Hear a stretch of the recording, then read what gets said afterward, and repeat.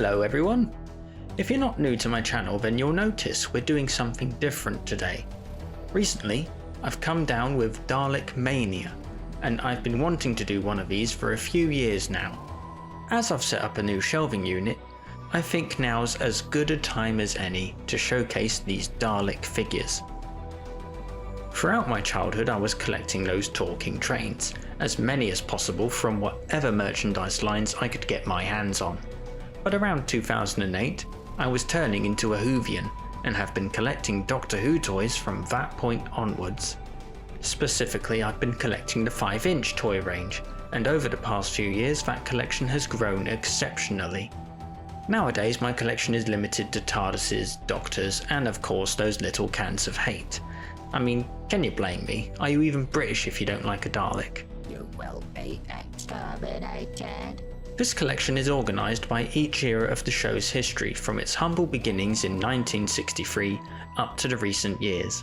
When I find the time, I'm hoping to board up the sides and back of these shelves to make dioramas for the Daleks, just for a little more pizzazz and maybe even some more dynamic visuals.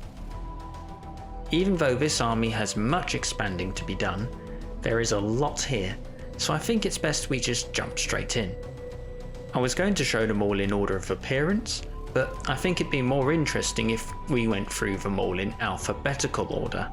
So without further ado, bring on the Daleks.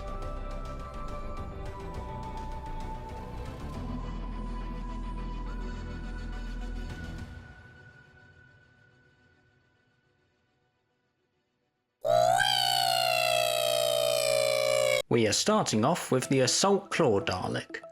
My first bronze Dalek figure was an Assault Claw Dalek actually, the Comic-Con exclusive with the chocolatey brown paint job. This new version is made out of the more accurate tooling for the Dalek tank. The only downside is that the claw arm is the same tooling from the original figure, and is cut down in length. I understand why, there was a lot of new tooling for the figures in 2024, but this arm does look a bit stubby on the figure. Even so, it's nice to have the Assault Dalek with the otherwise perfected proportions. The Axis Strike Squad Dalek. This is one of the 3 Big Finish tie-ins character options did in 2019, but they were re-released the following year with updated colour choices. For some reason, the gold was swapped out for silver on this Dalek, which I don't think is correct. This Dalek also uses the same dome as Dalek Sec, including his ID tag. And here is the iconic bronze drone. This is the same figure as the Assault Claw Dalek. The Doctor Who figures recently started doing these 50-50 splits in their figure packs to add a little variety to their figures. So you could either get the claw variant or the plunger variant of this Dalek. This is a stunning representation of the bronze Dalek. These and the Assault Dalek also use the incorrect Metaltron tag, and I don't really get how they ended up doing this. There were other tags they could have reused. The Chase Drone, the first appearance of the standardised Dalek model. This figure comes from History Set 3 and boy can you tell. In this and the 4th set, the Daleks were given this almost white midsection, which is a baffling decision. They did have the correct grey as they'd been using it on Dalek figures at the time. I will someday get around to repainting this into the more accurate grey, but without taking it apart and breaking off the slats, this is a very difficult section to repaint. That one paint error aside, this is a good quality figure. I realise so far that I've been a bit critical, but here's the first figure that could not look better. The Chase Guard Dalek. I missed out on the sound effects version, so I was delighted to get this one when History Set 3 came out. This one's distinct look is because it is based on a prop that was modified from the Daleks used in the Studio Canal movie Doctor Who and the Daleks. They gave it a plunger, changed the lights, and removed the fender entirely. Of course, for the sake of giving us a complete figure, this one has been given the standard 60s style fender. Here's one that's pretty highly sought after. The Council Supreme Dalek is one of the most unique Dalek designs in the show's history, and it only came out all the way back in 2008, which is when I started collecting. I did eventually get the original figure, and definitely overpaid for it. You can imagine my annoyance when only a month or so later, this one got a re-release. Of course, I've got it, and I think the new look is an improvement. Though my figure has this weird paint blip on the dome that's pretty difficult to ignore. Shame.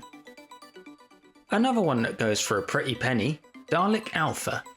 We're at that point now where we're going through all the named Daleks. This is Alpha as he appears in Children of the Revolution.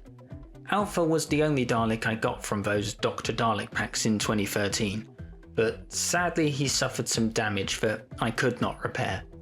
It was nothing short of a miracle, but I was able to buy this customised version at a reasonable price. Gone is the pupil eye and the gun stick is more accurate too. Of course, it wouldn't be a Dalek Alpha figure if something wasn't slightly crooked. Usually it's the eye stalk, only this time it's the plunger arm. It doesn't show too much though. Dalek Sec. This is the UK release of Sec with improved paintwork. I have him posed as he is when deactivated, because he's not the only Sec on my display. Here's Dalek Sec in his hybrid form. This is one of the oldest figures in my collection, as it was a hand-me-down. Don't mind Sec, he's just having an existential crisis. I feel you, Sec, what a mood. Dalek X. The name unofficially given to this black and gold Dalek that originally appeared in the Remote Control Battle Pack when the 5-inch toy range started. It was based on an Imperial guard, so children wouldn't be confusing their Dalek toys. But as it's just a repaint, all of the bronze elements were painted black. This is my first figure in the video that is a custom. For this I used a spare Imperial Guard Dalek and just painted the remaining bronze parts in black. It's such a striking livery. Dalek Zeg. This is a cool Dalek character from the original comics. It was also my first full repaint of a Dalek figure, and you can sort of tell. I would like to get Zeg sanded down and try again if it's possible. My skills have improved enough that I think I could do him justice now. The creator of the Daleks, Davros, as he appears in Genesis of the Daleks. This more recent release captures Davros in his debut story perfectly. The chair also has a feature where you can remove a panel to show some of the inner circuitry. He is also holding the gun from the Proto Dalek, but we'll get to that one later. Davros again, now from The Witcher's Familiar. This is my favourite Davros design. The chair looks much better now and more coherent with the general Dalek design. We likely won't be getting any more Davros chairs in future, as it is apparent that Davros will be regaining his legs, as per his flashback look from the Children in Need sketch. I do hope the chair makes a comeback, in some form, perhaps as a throne like the battle computer. Our first of several grey Daleks, it's the Day Dalek drone. The gunmetal grey is a gorgeous finish for the Daleks. It's great that they finally gave this a release, almost 50 years later from their debut on television. I may need to touch up the paint on the eye, as the pupil seems to have bled a bit. The Death Zone Dalek. One I don't think anyone was expecting, yet we have a release of it. This Dalek came with the first Doctor as portrayed by Richard Herndl. Both are fantastic figures which use tooling that's pretty much exclusive to their respective figures. This Dalek has a bit of a reddish orange paint inside the gun, representing that little part that pops in and out when they exterminate. Love that attention to detail. Next up are the Daleks from Destiny of the Daleks. This is the episode where the Daleks were probably in their worst condition ever. They were so patchwork that every Dalek prop was different, but the figures make them look amazing. Destiny Dalek A has a two-toned fender. The real prop has a skirt with a rather weird shape, but as the Dalek figures mostly use the same base for their tooling, this one has the standard style skirt. It looks much nicer. Destiny Dalek B has a black circle and a black band around the midsection. It also has these black rings around the dome lights. I'm pretty sure these ones are exclusive to this Dalek figure. And just look at how they've captured the scuffing on those hemispheres. Destiny Dalek C is one of the bomber Daleks. This variant was released in the Ruins of Skaro set with two Mavellan figures. They're all exceptional quality. It's tempting to get a second of this set. The Dalek itself is based on the one that was used in the promotional images from this episode. Destiny Dalek D is another one who looks ready to give out your repeat prescription, and was based on the same Dalek, only it did not have the circle painted in black on the figure. So I improvised and turned it into a custom by painting the band around the midsection in black, so now it matches the fiberglass props as closely as possible. The fiberglass Daleks were carried by foot over the hills. The first but strangely not the only instance of walking Daleks, as Sek has proven. Here's a drone Dalek with a pupil. This is a variant of the standard drone Dalek, but the show crew started experimenting with the eyepiece. I'm going to be honest, I hate the pupil. It makes the Daleks look so cartoony. I'm glad they dropped it for the revival. Just about every Dalek looks better without a pupil. It's still a nice variant to have. The Emperor's Guard Dalek, the version from Dalek Collector's Set 2. This isn't my original one of these, as I had to buy one off eBay to replace a broken figure. My original was stuck in its salute pose, so I tried to disassemble the Dalek and adjust the ball joint. A screw inside was rounded though, so I wasn't able to disassemble the figure, and then neither could I put it back together. The original one is now boxed away. And the other Emperor's Guard Dalek, the newer variant from History Set 6. These black domed Daleks are also recognised as the Supreme Council, but were named Emperor's Guards for their affiliation with the Emperor. I have two of these in this variant, with the more accurate dome lights and a set of squinting eyes. Here is the Emperor Dalek himself, the centrepiece of my 60s shelf, a truly magnificent creature. This scale model of the Dalek Emperor was a 3D print sold by Green's 3D. The figure is fully articulated, the eye moves up and down a bit, and you can remove the head to access the battery pack and light him up. I believe you can still get the Emperor, but it might be just for Dalek, not including the podium and the walls that he was originally released with. I'm very much looking forward to getting a finished diorama for my 60s shelf done, and taking some gorgeous photos of this Dalek with his underlings. Another Emperor Dalek, the one that modern viewers are probably more familiar with. This grandiose design does not exist in the 5-inch scale. This figure that's on my display is an Eagle Moss Dalek Emperor, which itself is only half or a quarter of the scale that the rest of the Eagle Moss figures are made to. Because it's an Eagle Moss figure, it is a rather heavy die-cast structure, so I have thought about possibly taking him down from the display, as this figure also takes up a lot of space that more Daleks could be occupying. The Exelon Dalek Commander.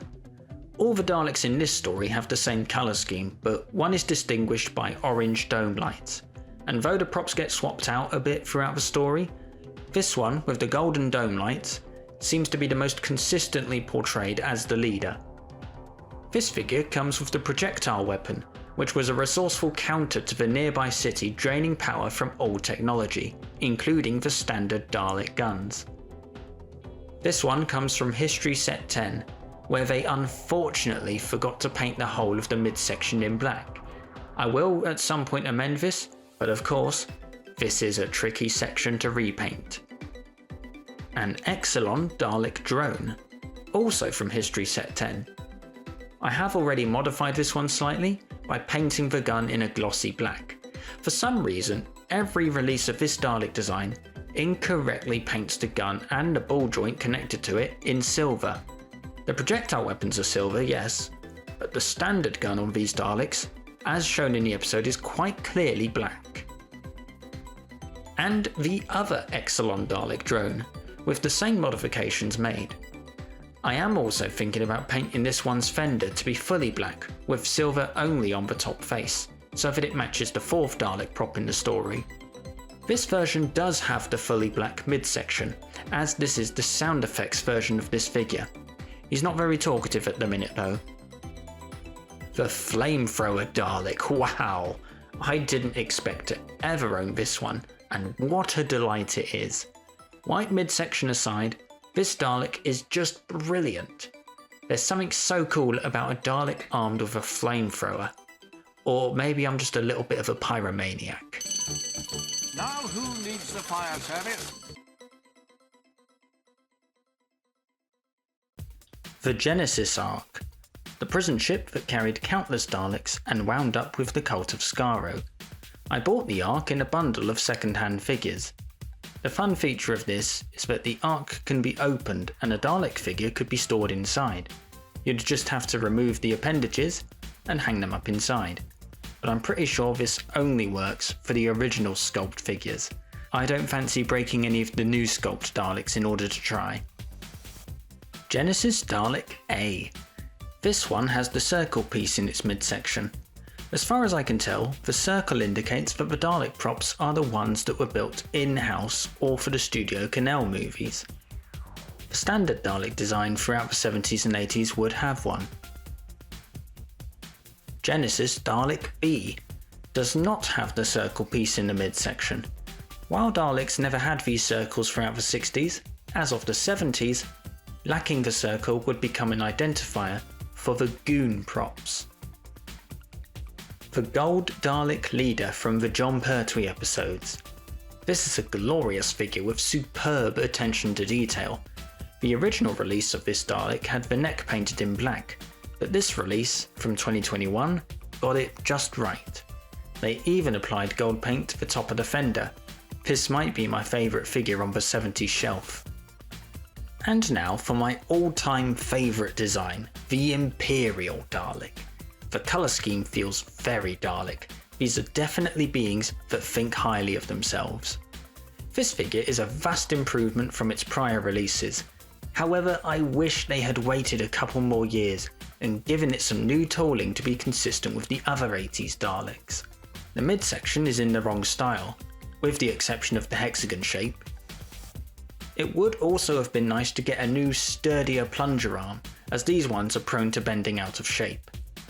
I'm wanting to paint one of these to be the Imperial Supreme Dalek from the audiobooks, though I'll likely commission someone to do it.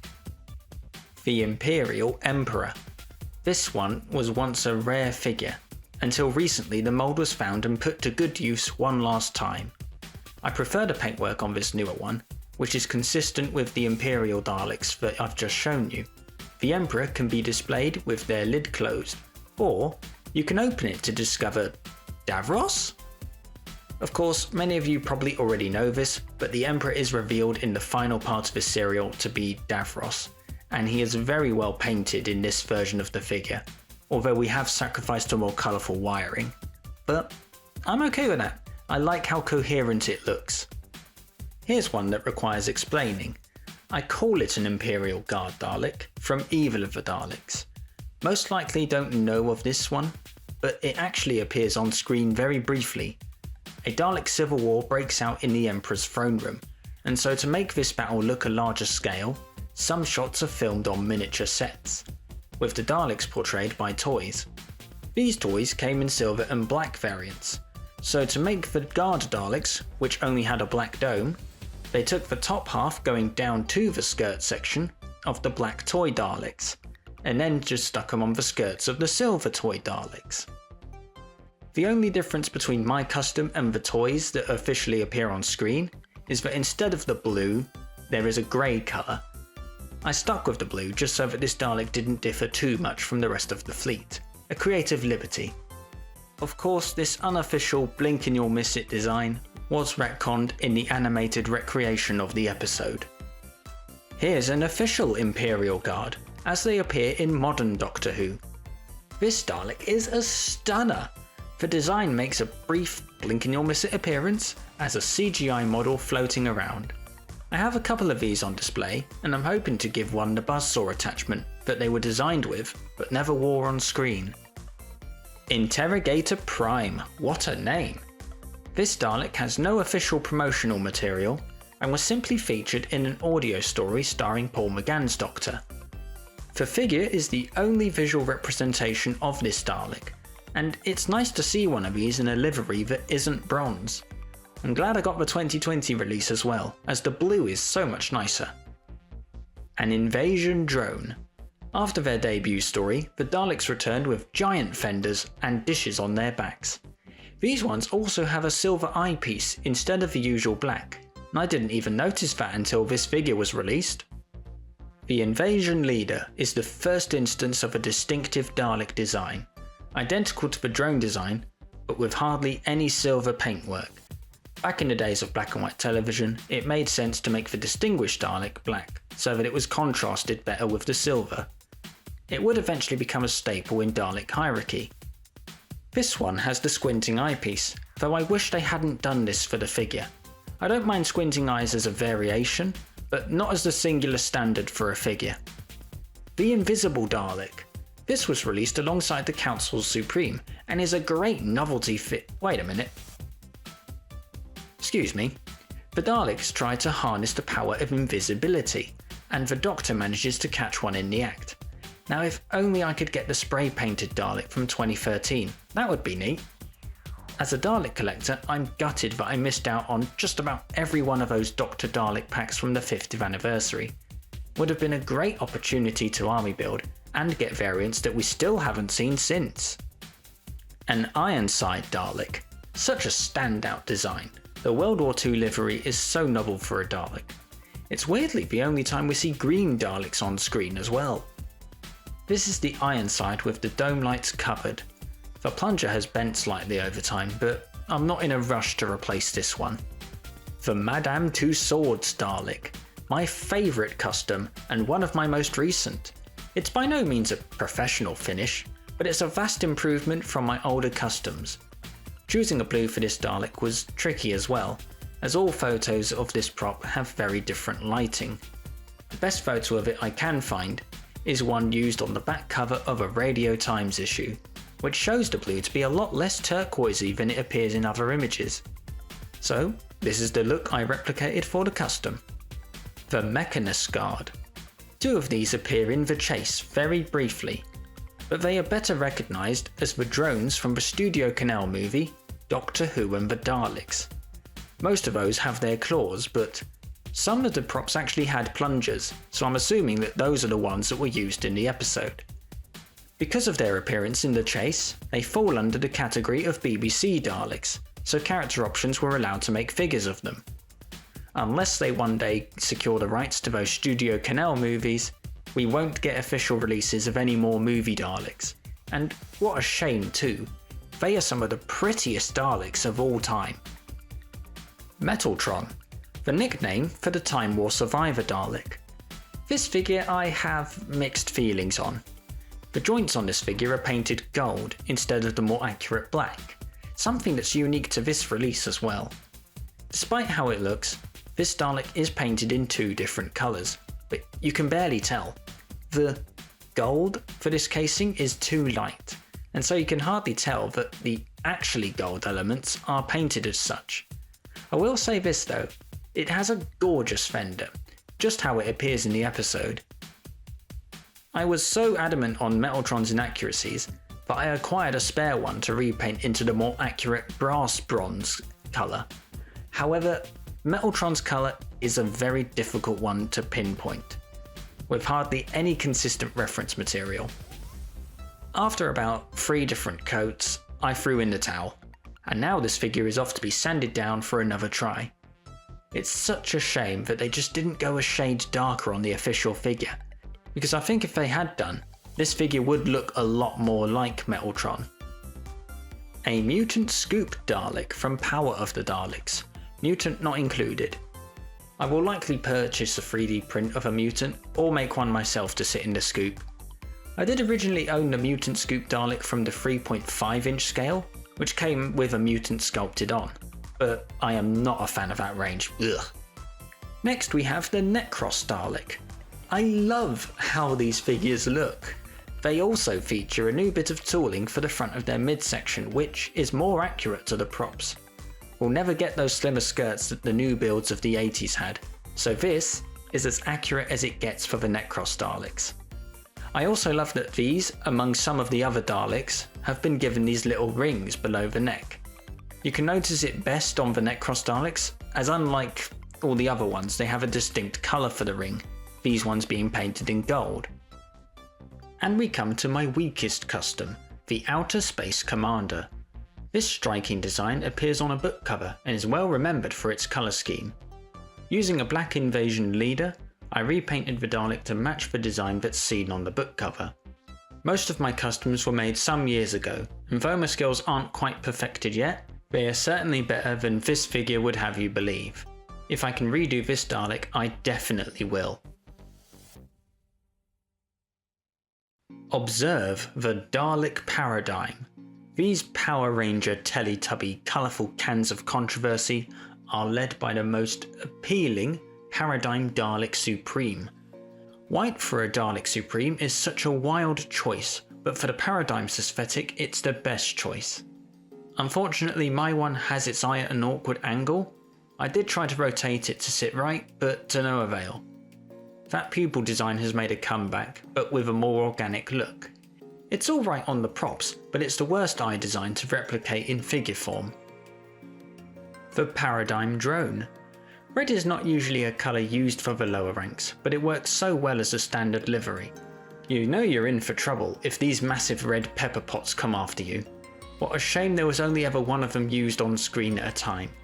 I'll save this for the video games and expanded media. They did a much better job of making the Paradigm look good. The Paradigm Scientist. I'm just going to come out and say it.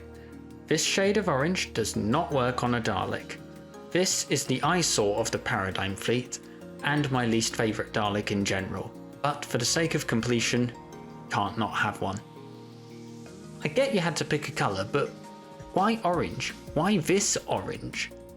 This one really feels like an afterthought next to the rest of the Paradigm. The toy looks fine though, at least their eye sits correctly. The Paradigm Strategist. The blue doesn't look all that correct compared to its only appearance in Victory of the Daleks, but the promotional images from the episode seem to align with this shade of blue, and the expanded media. So, works for me. Moving away from the Paradigm for a bit, we have the Pebble Mill Gold Dalek. This was my original figure for the Gold Dalek leader. That black neck was as it came on the figure. All I had to do was repaint the gun, the circle, and the slats to match the Dalek that appears alongside Tom Baker in a 1979 broadcast of Pebble Mill. This was actually my first attempt at a Dalek custom. I have a second one of these on the shelf, though I may change that into something completely different, or just discard the other figure entirely. A Planet Dalek Drone. These are nearly identical to the ones seen in Day of the Daleks, so what's the difference? Well, this figure can do this. In this story, a couple of Daleks are dunked in molten ice, and to check that the mutants inside are dead, the domes are lifted up. This feature is one of those that required new tooling, so it's really cool that they went out of their way to give us this in figure form.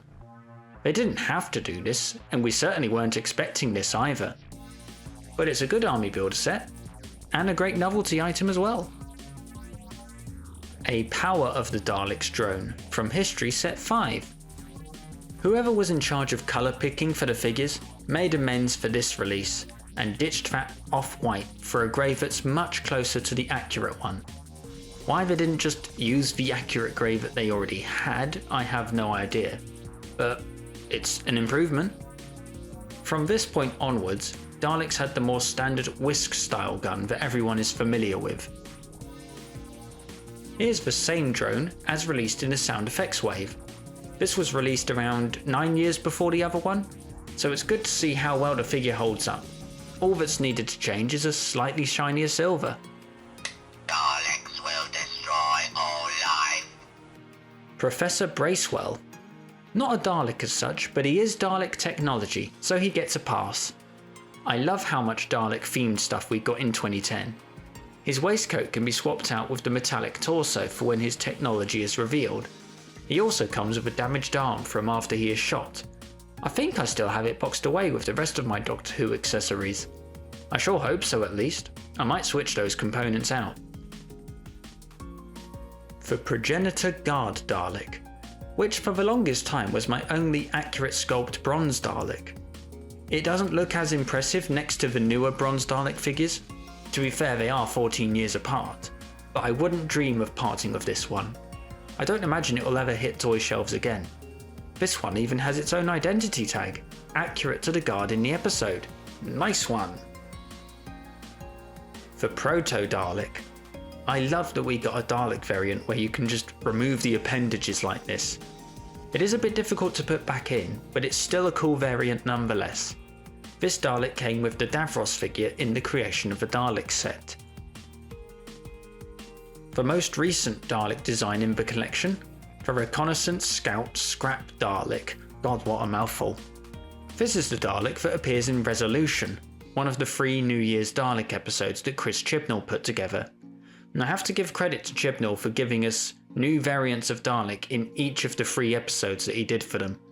I'm practically begging for the defense drones to get an official release, and people are already making customs of the Executioner Daleks. This scrap Dalek can rotate its midsection, its dome, has articulation in its appendages, and to top it off, comes with a mutant that you can actually try to put inside the Dalek. And now you have a mutant to put on your mutant scoop.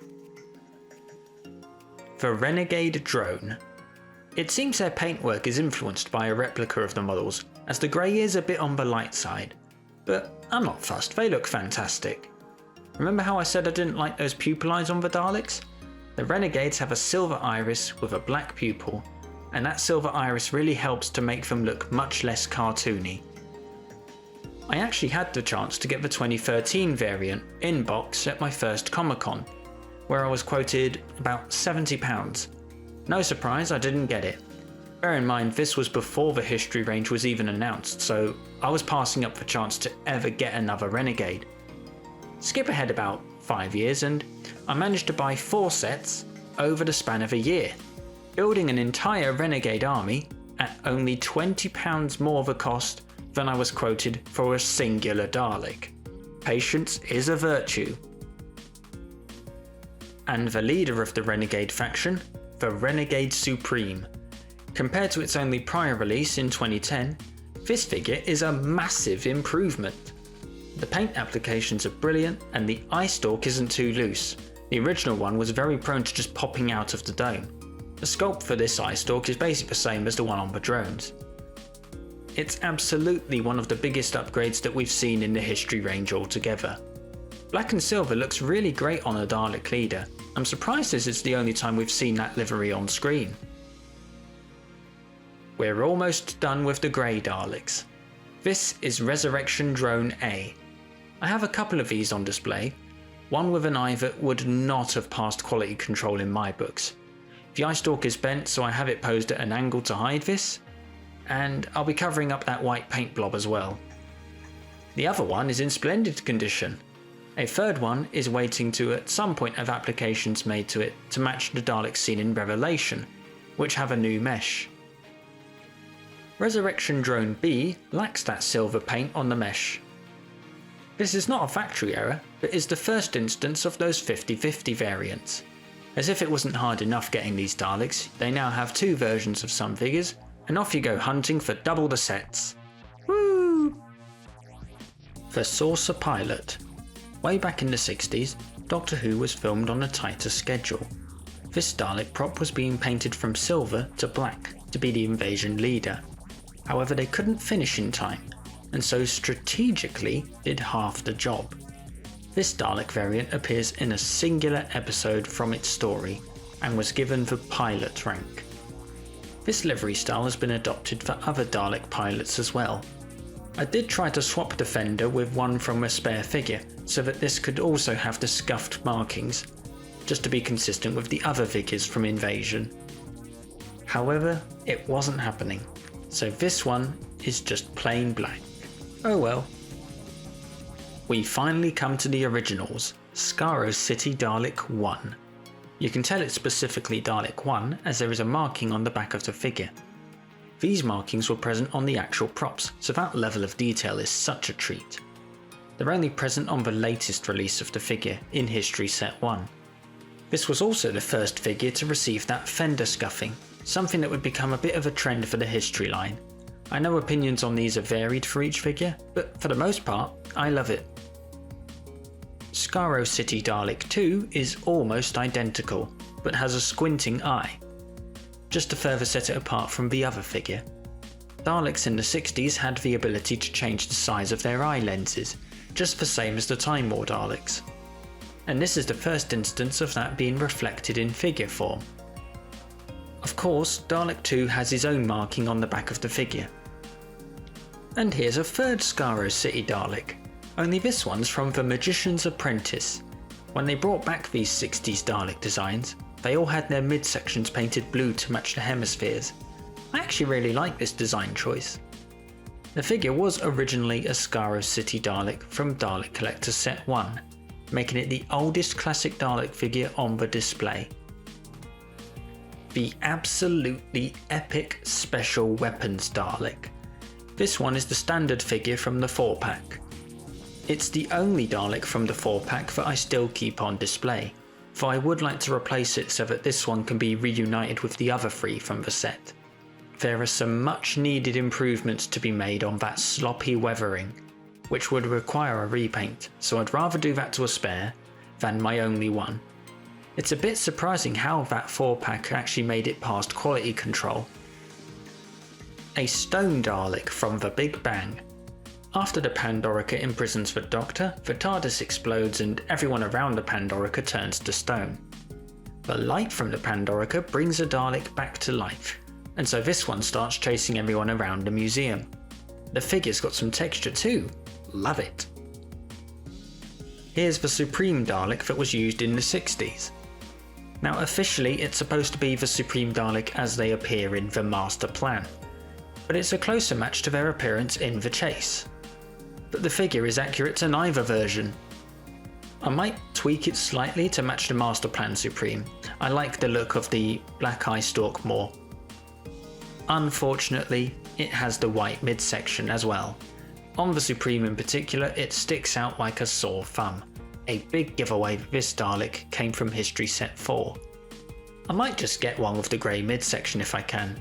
I don't imagine they're easy to come by anymore. Another Supreme Dalek. This is the Resurrection one. The figure looks magnificent, though you do have to be very careful touching it so you don't smother them with your fingerprints. Strangely, Resurrection of the Daleks was skipped for a year and wrecked the numbering system for the history sets. But better late than never, we got our Dalek. I just need to adjust the pupil on this one, as the Supreme did not have the smaller pupil that these figures are depicted with. Our last Paradigm Dalek, named the Eternal. This is my favourite Paradigm Dalek. The yellow and black livery really screams danger, poisonous, do not approach. Unlike all the other Paradigm Daleks, this one does have a distinguished feature of the black hemispheres. I'm not sure if the yellow is entirely accurate, as sometimes it looks to be more of a lemon yellow. But I honestly prefer this shade, and I hope that if this Dalek does get a re-release, that they'll stick to that yellow. Here's the Time War Scientist from A Thing of Guile. This is the only one of those big Finnish Daleks in my collection that's from the 2019 release. I never did get the 2021, with the more accurate bluish silver. It was a priority to get this set in particular as a means of getting a figure for the War Doctor. The fact that I got the other two at all is a blessing. Regardless of not having the more accurate one, which I'd love to own, I do like the look of this variant. The silver paint still makes it a standout amongst the Time War Daleks. And so we come to our final Dalek, the Time Lord Victorious Emperor, also known as the Restoration Emperor. This is another excellent product from Green's 3D. I absolutely love this Time Warified version of that classic Emperor design used in the comics. It's such an upgrade. Since I've been thinking about taking down the Eagle Moss Emperor, I have thought about just putting the Time Lord Victorious Emperor in its place. Perhaps make a podium for it to stand on. We'll see. Well, that's it for the Dalek display. It's getting close to triple digits there, and I have a few spares standing by to make some more customs. I have thought about even scratch building a couple of Daleks that I don't ever see character options being able to do, provided I can actually make them, of course. Time will tell. Even as we speak, the army is still growing. I have another Dalek on the way that's going to be customised into the time ship pilot, better known as the Red Dalek. Even so, there won't be another one of these showcases for some time, since I want to have enough time to actually build the army substantially before I do another showcase. What would be the point otherwise? If you've made it all the way through this showcase, then I want to thank you for watching. And if you are wanting some more Doctor Who related content, then I might see to it. But until then, it's back to the usual content. I'll see you all in the next video. Bye!